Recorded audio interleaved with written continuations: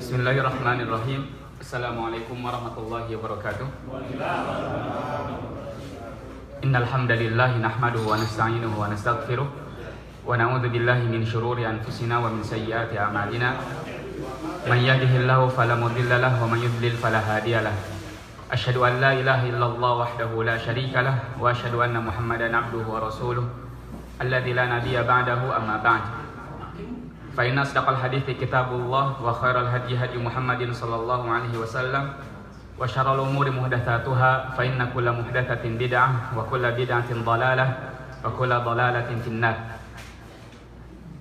Jamaah yang dirahmati Allah Subhanahu wa taala, sebagaimana barusan kita dengar semaraknya kita untuk melaksanakan umroh, maka insyaallah pada kesempatan di pekan ini saya mencoba ingin memberikan mengangkat pembahasan mengenai ibadah umroh itu sendiri. Walaupun mungkin dari bapak-bapak, ibu-ibu sudah melaksanakan berpuluh kali ya, namun tidak mengapa untuk diulang kembali tentang teori mengenai ibadah umroh ini. Karena hayatul ilmi at-tikrar ya, kehidupan ilmu itu ya dengan mengulang.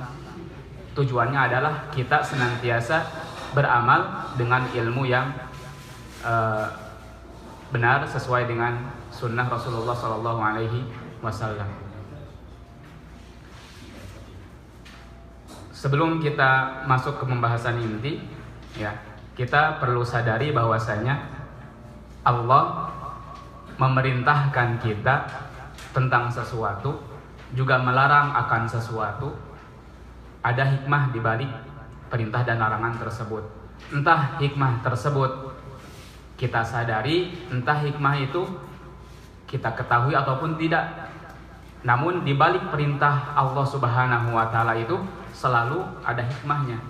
Namun bukan berarti kita tidak tahu hikmahnya lalu menafikan hikmah yang kita ketahui ataupun hikmah yang tidak kita ketahui tadi.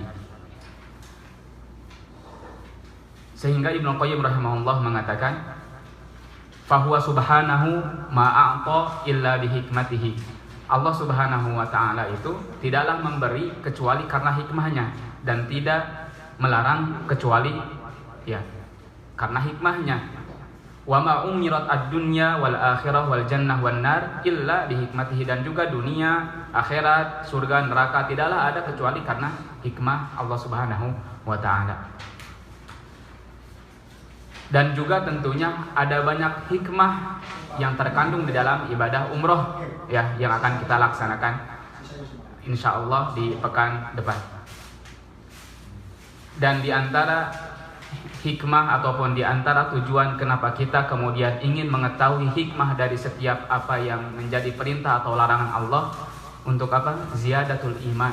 Jadi tahu hikmah akan sesuatu adalah ziyadatul iman, waktu ma'ninah, agar menambah keimanan kita dan juga memberikan kenyamanan, ketumakninahan dan keyakinan yang pasti kepada Allah Subhanahu wa taala. Ini yang dibagikan sifatul umroh dari mana? Coba boleh dilihat, takutnya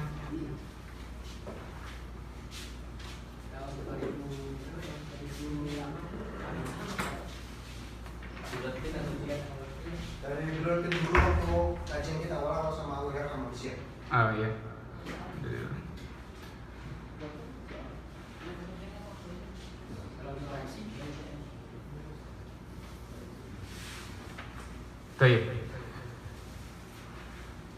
Jadi kita dituntut ya, bukan dituntut, kita berusaha untuk mengetahui hikmah di balik sebuah perintah Allah Subhanahu wa taala. Dan di balik hikmah ataupun ya di balik umroh pun sama, ada hikmahnya. Di antaranya adalah bagaimana Allah ingin memberitahu kepada kita tentang tahqiq at-tauhid, tentang bagaimana merealisasikan tauhid, mewujudkan ketauhidan kepada Allah Subhanahu wa taala. Dimulai dari labbaik Allahumma labbaik. Itu kan sebuah ya sebuah syiar ketauhidan. Yang pertama kita sampaikan ke Allah, yang pertama kita lafalkan adalah labbaik Allah, ya. Itu kan sebuah tauhid. Di sana ada arti tauhid. Labbaik istajabtu, ya. Istijabatan ba'da istijabah. Saya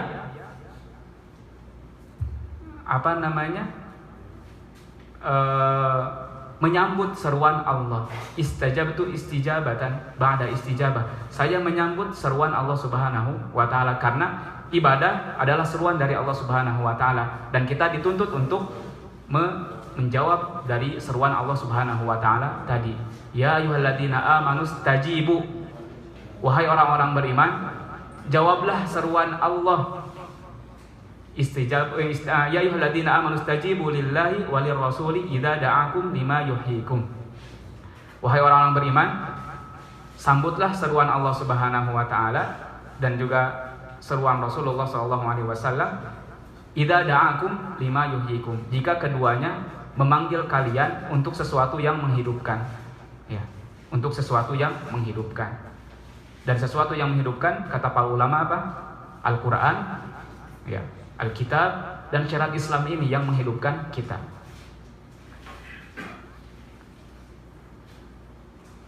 Tata cara umroh, ya, kita ikutin dari sini aja ya. Kemudian jika ada tambahan saya tambahkan. Jadi umroh ini sebagaimana yang kita ketahui tentang fadilahnya luar biasa, ya. Ada yang umroh mungkin di luar sana tujuannya bukan beribadah kepada Allah Subhanahu wa taala, tetapi apa? Daripada ada konsep daripada ke Hong Kong mendingan ke Saudi umroh. Nah, ini konsep daripada bisa merusak tauhid kita. Ibadah hanya untuk Allah Subhanahu wa taala, kita murni ke Saudi, ke Mekah untuk umroh, udah titik, beribadah kepada Allah Subhanahu wa taala. Bukan ingin membandingkan satu tempat ke tempat lainnya. Ataupun aji mumpung misalnya. Mumpung lagi di Saudi, kapan lagi? Mendingan kita umroh. Ya betul, namun ternyata hati-hati dengan ucapan-ucapan ini, sehingga kita benar-benar ingin beribadah itu bukan karena, ya bisa saja kalau kita misalnya dikasih ujian sama Allah tiba-tiba di-exitkan, terus gimana? Nggak mau umroh kah? Gitu kan? Karena jauh, karena dulu umrohnya itu aji mumpung kan ada di Saudi gitu. Nah, tetap ini hati harus dikelola.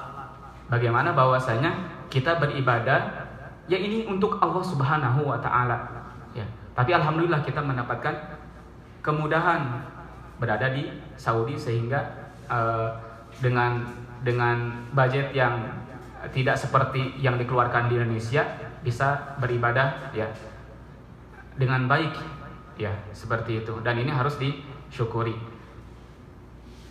Kemudian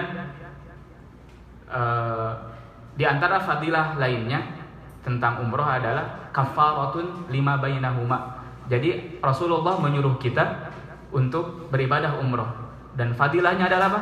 Kafarah lima bainahuma, menjadi penghapus dosa di antara kedua umroh yang kita laksanakan. Kemarin umroh, 2 bulan setelahnya umroh lagi, maka dosa-dosa yang dilakukan itu akan diampuni. Tetapi kata Ibn Baz ada syaratnya, apa?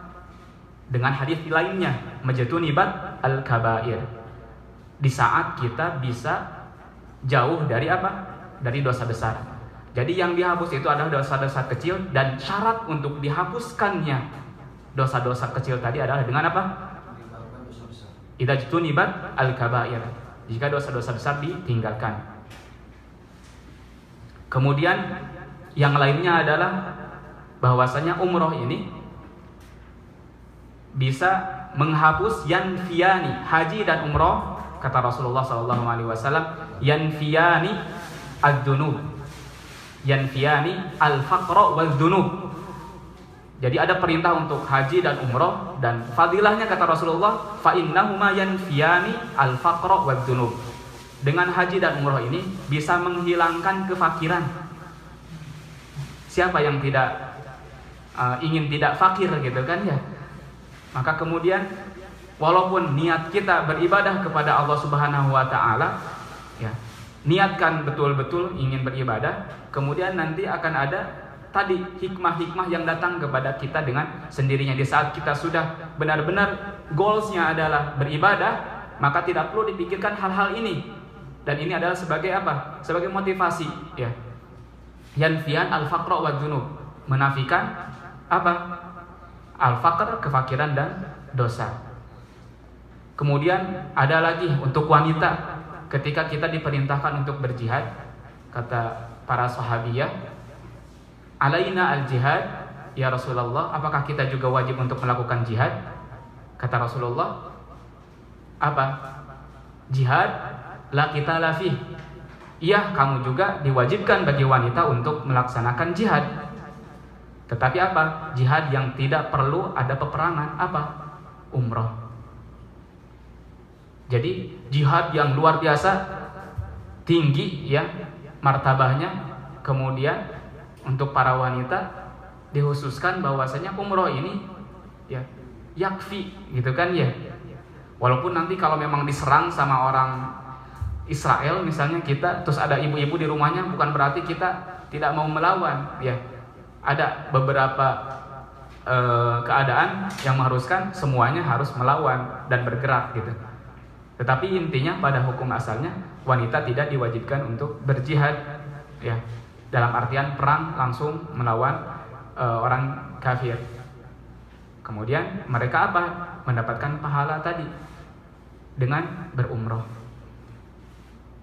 Kita langsung masuk ke manasik umroh. Yang pertama adalah niat ihram, ya. Di saat sudah masuk ke miqat, maka di sana kemudian kita melaksanakan niat umroh dengan mengucapkan labbaik Allahumma umratan. Namun sebelumnya kita lepas baju, mandi, ya. Memakai wangian boleh tidak? Boleh di saat tidak di kain ihram kita. Setelah mandi, ya, mandi ini tidak wajib. Jadi mandi ini tidak wajib, sunnah. Namun jika ingin mandi silakan, jika tidak, ataupun misalnya mandinya di Riyadh sini, tidak mengapa. Dari Riyadh, atau misalnya kalau di Indonesia, dari Indonesia udah mandi, nggak perlu pas di pesawat kemudian mandi sebelum sampai mikot, enggak. Tapi dari rumah kita diniatkan mandi umroh, itu sudah cukup. Kemudian kita lepas pakaian kita, mandi, kemudian memakai kain ihram dan mengucapkan labbaik Allahumma umratan. Dan di hadis lain Rasulullah mengatakan labbaik Allahumma umratan la riya'a fihi wala sum'ah. Jadi tuh tahqiqut tauhid, mewujudkan tauhid di dalam umroh ini erat sekali. Dari awal labbaik Allahumma umratan la sum'ata fiha wala riya'a. Aku menjawab panggilanmu ya Allah untuk melaksanakan umroh la riya'a fiha wala sum'ata, tanpa adanya riya dan juga sum'ah, ingin didengar oleh orang lain. Hati-hati, media sekarang ini bisa mengarahkan kita kepada hal yang riya. Misalnya lagi berjalan on the way, kemudian kita status on the way to Mekah. Hati-hati dengan kata-kata itu, bisa saja Allah ataupun bisa saja syaitan kemudian merusak keikhlasan kita dengan status tadi. Oh, kemudian ada yang mendengar, ada yang melihat status, oh berarti dia lagi umroh nih. Kan hakikat konsep dalam ibadah itu nggak ada yang tahu, ya. Udah ibadah gitu, hanya untuk Allah Subhanahu wa ta'ala. Ataupun dengan tawadhunya kita mengatakan alhamdulillah, ya, Allah memberikan kesempatan untuk beribadah umroh. Jadi ada terselubung dari riya, hati-hati. Jadi untuk menata hati ini perlu kewaspadaan yang sangat ekstra, gitu. Agar bagaimana kita bisa merealisasikan tauhid di dalam ibadah umroh. La riya fiha wala sum'ah, tidak dengan riya dan juga tidak ingin didengar oleh orang lain bahwasanya kita melaksanakan umroh. Kemudian setelah mandi, setelah memakai kain ihram, ya, kita bertalbiyah, mengucapkan labbaik Allahumma umratan, dan setelahnya kita mengucapkan talbiyah labbaik Allahumma labbaik sampai di Mekah. Dan sebagian ulama mengatakan sampai dimulai tawaf. Jadi ada yang bilang labbaik Allahumma labbaik labbaik la syarika lak labbaik innal hamda wa ni'mata laka wal mulk la syarika lak. Ya. Kalimat-kalimat ini diucapkan terus sampai Mekah, atau menurut sebagian ulama sampai dimulainya ibadah tawaf. Ketika kita sudah mengatakan labbaik Allahumma umratan, berarti sudah kita dilarang untuk memotong kuku, ya, untuk menggunting dan larangan-larangan ihram lainnya. Dan disunnahkan untuk laki-laki apa? Yasrah. Kata Rasulullah, para sahabat mengatakan yasrahun, ya. Mereka berteriak dalam apa? Bertalbiyah. Labbaik Allahumma labbaik labbaik la syarika lak labbaik. Itu terdengar gemuruh dari para laki-laki. Kalau perempuan cukup siapa yang mendengar di sampingnya, cukup yang di sampingnya mendengar, misalnya ada mahramnya atau wanita lainnya, cukup didengar. Karena apa? Khasyatal fitnah, karena ditakutkan adanya fitnah. Maka untuk laki-laki disunahkan untuk mengeraskan suara talbiyahnya. Untuk perempuan cukup lirih saja tanpa harus dikeraskan. Kemudian di hadis selanjutnya itu ada 3, labbaik Allahumma umratan, Allahumma labbaik umratan. Kemudian yang ketiga yang bahasa Arab, fa in habasani habis fa mahalli haitsu habastani. Ini persyaratan. Bisa dilihat di situ. Fa in habasani habis, jika ada yang menghalangi saya, misalnya mau umroh, tiba-tiba qadarullah bisnya ada sesuatu sehingga tidak bisa meneruskan perjalanan. Atau ketika kita sudah tawaf nggak bisa lagi melaksanakan umroh karena kejadian bencana atau apapun. Nah, kita disunahkan untuk mengucapkan ini setelah mengucapkan labbaik Allahumma umratan. Labbaik Allahumma umratan dilanjutkan dengan kata-kata setelahnya, fa in habasani habis, apa itu setelahnya? Fa mahalli haitsu habastani. Ya. Jika ada yang menghalangi saya, maka tempat tahallul saya di tempat engkau menghalangi saya. Jadi kita langsung tahallul di tempat itu. Misalnya baru sampai ke Taif, tiba-tiba benar-benar total nggak bisa melanjutkan perjalanan dan mengharuskan kita untuk kembali lagi ke Riyadh misalnya. Nah, ketika kita sudah mengucapkan ini, maka tidak ada dam, nggak perlu membayar dam, tidak perlu menyembelih kambing, karena orang yang tidak meneruskan, tidak menyempurnakan ibadah umroh, maka harus membayar dam. Nah, ketika kita sudah mengucapkan kata-kata ini, maka tidak ada dam bagi kita dan cukup langsung bertahalul di saat itu. Difahami insyaallah ya. Fa in habasani habis fa mahalli haitsu habastani. Jadi kita tahalul di situ. Labbaik Allahumma labbaik labbaik la syarika lak labbaik innal hamda wan ni'mata laka wal mulk la syarika lak. Bisa kita lihat labbaik Allahumma labbaik, ya. Ini adalah bentuk jawaban kita dari seruan Allah Subhanahu wa taala. Apa artinya labbaik Allahumma labbaik? Ana muqimun ala ta'atika mulazimun laha. Kata para ulama bahwasanya arti labbaik Allahumma labbaik, aku menjawab panggilanmu ya Allah, aku menjawab panggilanmu ya Allah. Apa? Ana muqimun itu sebagai sebuah informasi dari kita ataupun pengumuman dari diri kita, ya. Kita memproklamirkan bahwasanya apa? Ana muqimun, saya siap untuk melaksanakan ketaatan kepadamu ya Allah, mulazimun laha, dan terus menerus dalam ketaatan tadi. Jadi ini ada sebuah apa? Sebuah janji ikrar dari kita, ya, untuk selalu taat kepada Allah Subhanahu wa taala. Mulazimun laha, dan terus menerus dalam ketaatan. Dan ini bagian dari apa? Syiar tauhid. Dan di dalam talbiyah ini ada 4 hal. Yang pertama tadi syiarut tauhid, syiar sebagai ketauhidan, ya. Syiar ketauhidan Allah Subhanahu wa taala. Labbaik Allahumma labbaik la labbaik la syarika lak labbaik, tidak ada sekutu bagimu. Terus yang kedua, pujian untuk Allah Subhanahu wa taala. Innal hamda, itu pujian. Wan ni'mata, kemudian kita mengakui bahwasanya Allah lah yang memberikan kenikmatan. Yang pertama adalah ketauhidan, yang kedua adalah ucapan pujian kita kepada Allah Subhanahu wa taala, yang ketiga pengakuan kita bahwasanya segala nikmat yang diberikan ke kita yang kita dapatkan adalah dari Allah Subhanahu wa taala. Kemudian yang keempat adalah al-i'tiraf bi annal mulk lillah, pengakuan bahwasanya kerajaan adalah milik Allah. Semua yang ada di dunia, di langit, seluruh alam semesta ini adalah milik Allah Subhanahu wa taala. Itu adalah 4 ikrar di dalam talbiyah. Ketauhidan, kita mengakui bahwasanya Allah lah zat yang berhak diibadahi. Kemudian yang kedua adalah kita memuji Allah Subhanahu wa taala. Ketiga adalah bahwasanya nikmat adalah dari Allah Subhanahu wa taala, dan yang keempat mengakui bahwasanya milik Allah lah segala apa yang ada di dunia, apa yang ada di bumi dan juga di langit. Dan ini semua dari 4 ini adalah syiarut tauhid, ya, syiar ketauhidan kita kepada Allah Subhanahu wa taala.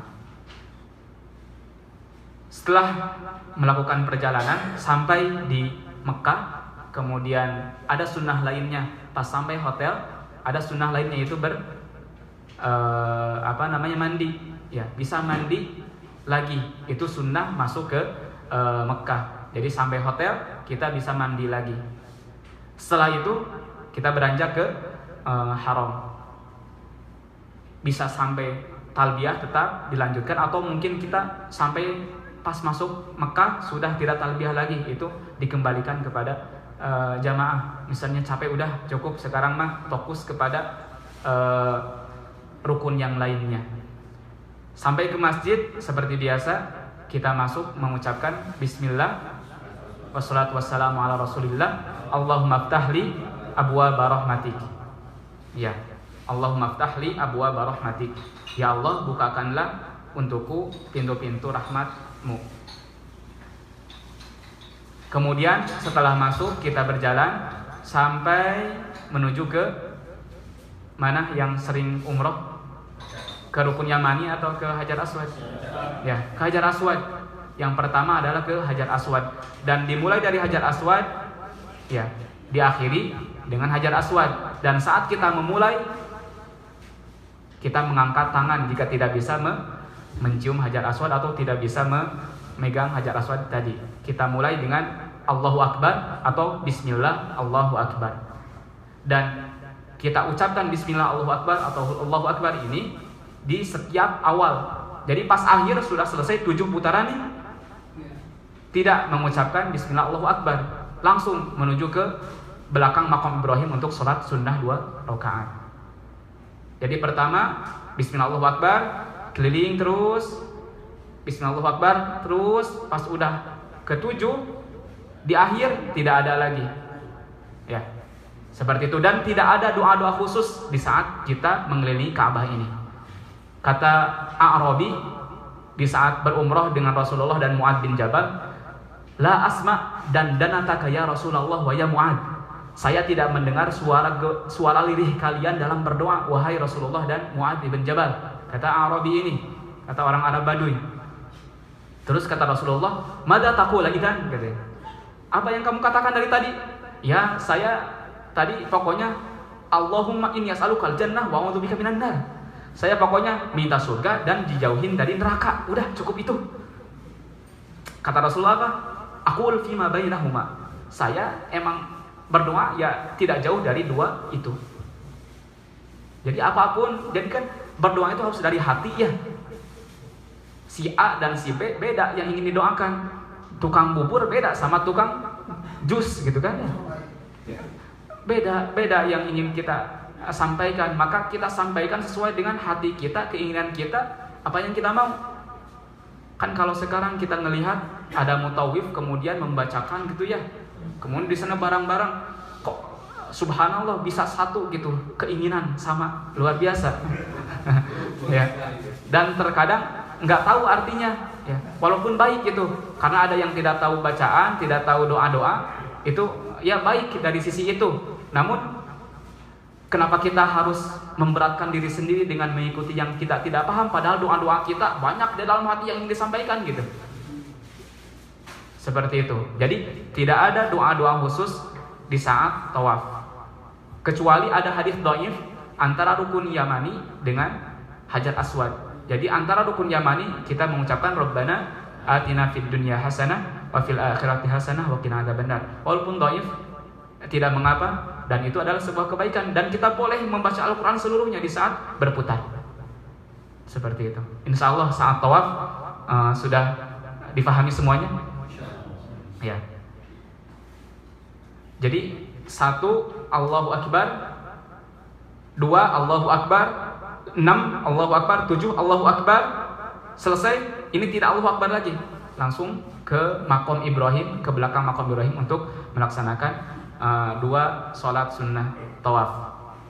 Dan sholat sunnah tawaf ini pada rakaat pertama disunnahkan membaca Al-Fatihah dan surat Qul Huwallah ataupun Al-Kafirun, dan yang rakaat kedua mengucapkan ataupun membaca surat Al-Fatihah dan Al-Ikhlas. Ya. Setelahnya, kalau ada memungkinkan, ada kesempatan untuk memegang Hajar Aswad, kita kembali ke Hajar Aswad, memegang atau memegang saja sunnahnya. Kalau tidak bisa, apalagi sekarang nggak mungkin, langsung bisa ke mas'a untuk melakukan sa'i. Dan saat sholat sunnah tawaf tadi itu bebas. Kalau nggak bisa baca Al-Kafirun ataupun Al-Ikhlas, bisa saja dengan membaca surat lainnya, ataupun hanya sekedar membaca Al-Fatihah saja sudah cukup. Jadi semuanya bebas, mudah, ya, wasi, luas. Jadi kita tidak benar-benar, wah ini kan sunnah Rasulullah adalah membaca Al-Kafirun dan Al-Ikhlas misalnya. Kemudian kita benar-benar berpegang teguh pada itu. Enggak seperti itu. Kalau enggak membaca itu berarti dia tidak sunnah. Enggak, tidak seperti itu. Bahkan sunnah pun bisa ditinggalkan, kan ya. Seperti itu. Tapi kan kita ingin benar-benar mengikuti sunnah Rasulullah secara baik dan totalitas. Namun jangan sampai mewajibkan sunnah yang tidak diwajibkan oleh Rasulullah dan Allah Subhanahu wa Ta'ala. Ustaz, ketika putaran itu kan kita harus mutaba'ah. Ya. Di antara sunnah lainnya, ya, ketika belum selesai beratiyah di tawaf, sebelum melaksanakan tawaf, kita bisa ittiba, bisa ittiba. Jadi ini yang terlihat. Jadi yang tengah kita ambil ke sini, kemudian ditempelkan di sini, dan ini terlihat pundak kanan yang terlihat. Itu selama tawaf saja. Pas setelah selesai tawaf langsung dipakaikan lagi. Pas sholat sunnah tawaf dipakai seperti biasa. Jadi hanya di saat tawaf saja. Pas haji ya saat tawaf saja. Pas haji juga. Pas lagi di Mina, ya, di Muzdalifah, di Arafah itu tidak diittiba, tetap dipakaikan seperti biasa, ditutup pundak kanan dan kiri. Ya, kemudian di 3 putaran pertama, ya, melakukan romal jika mampu. Ya, kalau sekarang padat, ya tidak mungkin. Makanya ada orang yang saling mengikut, ya, hanya untuk sunnah. Nah, tadi sunnah itu ya sunnah gitu. Jangan sampai kita menyakiti orang lain karena untuk melaksanakan sunnah. Ya. Kalau bisa romal, kalau tidak bisa jalan seperti biasa selama 3 putaran pertama. Dan putaran 4-7 itu jalan seperti biasa. Ada yang terlewat selain itu? Ada yang ingat? Ya. Rukun Yamani itu tidak ada sunnahnya untuk dicium. Rukun Yamani tidak disunahkan untuk dicium. Ataupun sunnahnya dicium apa diusap. Ya. Jika tidak bisa, tidak perlu. Ya. Tidak perlu seperti misalnya kayak Hajar Aswad, kalau tidak bisa mencium diusap, kalau tidak bisa diusap dari kejauhan, gitu kan ya? Enggak seperti itu. Kalau rukun Yamani. Baik, sekarang setelah sholat tadi kita menuju ke mas'a. Namun sebelum kita sampai di mas'a, bisa meminum air zam-zam terlebih dahulu sampai kenyang, ya. Dan zam-zam itu 5 syuribalahu. Air zam-zam 5 syuribalahu. Ma'u zam-zam 5 syuribalahu. Air zam-zam itu sesuai dengan niat orang yang meminumnya. Kalau kita ingin kesehatan, Allah berikan kesehatan. Dan yang paling luar biasa adalah sahabat. Ada salah seorang sahabat, Mu'adz bin Jabal atau siapa ya, lupa. Doanya apa? Ada yang pernah dengar? Ya Allah, saya niatkan air zam-zam ini agar saya tidak kehausan nanti di akhirat. Ininya apa, visioner, jauh, biar di akhirat tidak kehausan. Bisa kita ikuti seperti itu. Selain mungkin keinginan kita banyak, selain itu ada lagi apa gitu ya, tentang dunia, akhirat atau apapun. Anak yang belum nikah, ya kita doa itu. Ingin materi, doa apa saja, kepintaran tentang masa duniawi dan akhirat bisa disampaikan kepada Allah Subhanahu wa taala. 5 syuribalahu. Setelah minum air zam-zam, kita menuju ke sofa. Sebelum sampai benar-benar ke sofa, kita bisa membaca nabda'u bima bada Allahu bihi. Di sini tidak ditulis, ya bisa ditulis oleh masing-masing.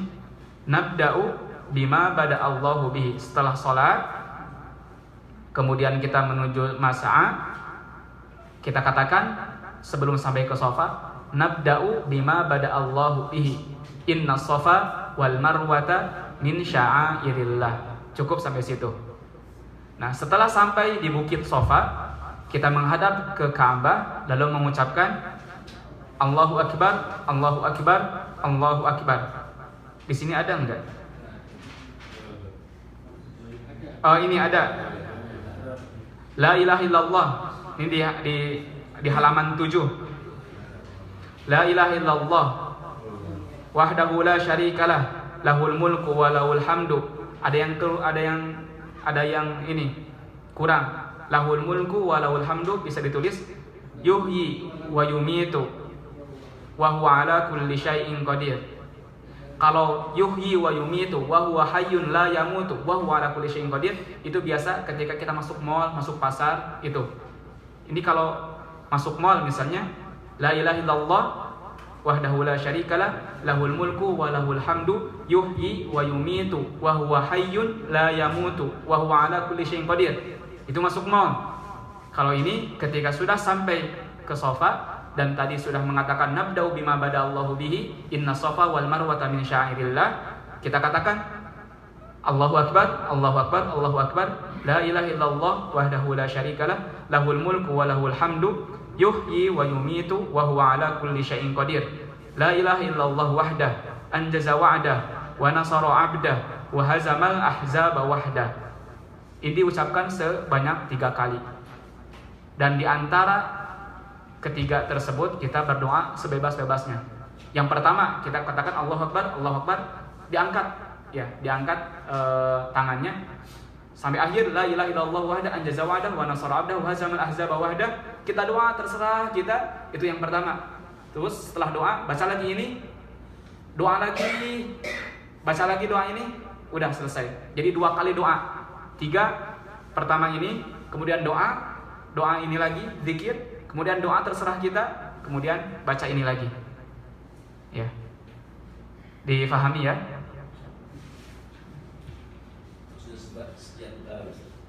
Di sofa, kemudian pas ke Marwah, di Marwah juga sama membaca ini, kehadap ke Ka'bah, diangkat tangannya, baca ini lagi sebanyak 3 kali, dan ada doa di antara 1 dan 2 tadi.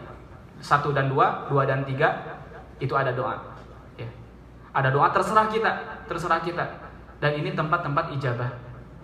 Jadi pokoknya untuk masalah yang kita yang bikin kita tidak fokus, dilupakan dulu.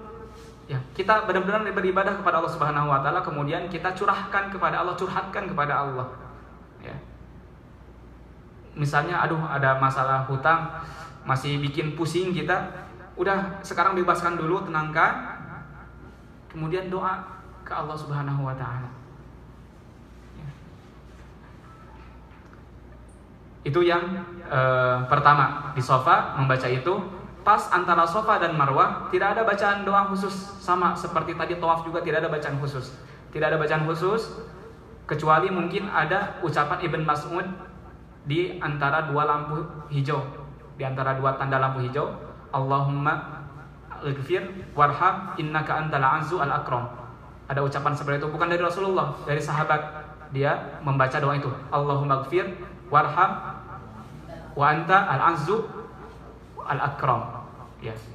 Tapi kalau tidak hafal ini, terserah di sini baca Quran, berdoa, berzikir, terserah kita. Bahkan boleh untuk berbicara, ya. Boleh berbicara seperlunya. Sama tawaf juga bisa berbicara. Dan syarat tawaf tadi lupa disampaikan, harus dalam keadaan suci. Ya. Kalau batal di putaran kedua, berarti dimulai dari putaran kedua. Apakah harus dari tempat itu atau dari awal lagi Hajar Aswad misalnya? Misalnya keluar anginnya itu pas dekat Maqam Ibrahim. Apakah di situ dimulainya lagi atau harus dari Hajar Aswad? Ya, itu murunah, fleksibel. Ya, bisa dimulai dari situ ataupun dari Hajar Aswad. Tetapi kemungkinan besarnya kan biasanya dari Hajar Aswad. Dari Hajar Aswad dimulai lagi di putaran tersebut, bukan dimulai dari putaran pertama. Kalau misalnya batalnya di putaran ke-6, tidak berarti harus dimulai lagi dari awal, tetapi dari 6 lagi, 6, 7. Bisa dimulai pas masuk itu di tempat yang kita buang air ataupun buang buang angin, atau dimulai dari Hajar Aswad. Seperti itu. Kemudian di saat tawaf itu tidak diwajibkan dalam keadaan suci. Ya. Sa'i. Tawaf diwajibkan dalam keadaan suci. Sa'i tidak diwajibkan dalam keadaan suci. Tidak ada bacaan khusus. Sampai ke Marwah membaca doa tadi sama. Zikir yang tadi dibaca 3 kali, dan di antara 1 dan 2 itu bisa berdoa sebebas-bebasnya. Kemudian antara 2 dan 3 membaca doa dengan bebas pula. Terserah yang ingin kita panjatkan.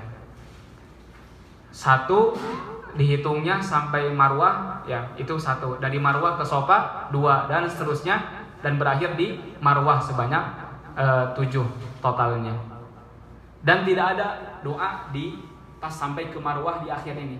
Sama seperti tadi pas tawaf, di akhir, pas sudah di akhir itu tidak ada kita ucapkan ataupun Allahu Akbar ke Hajar Aswad.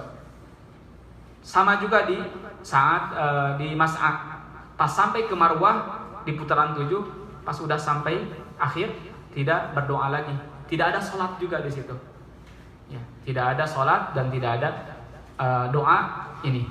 Untuk lari kecil Ustaz, antara lampu itu dengan lampu itu. Ya, sunnahnya ya tidak ada kecuali tadi berlari-lari kecil untuk laki-laki.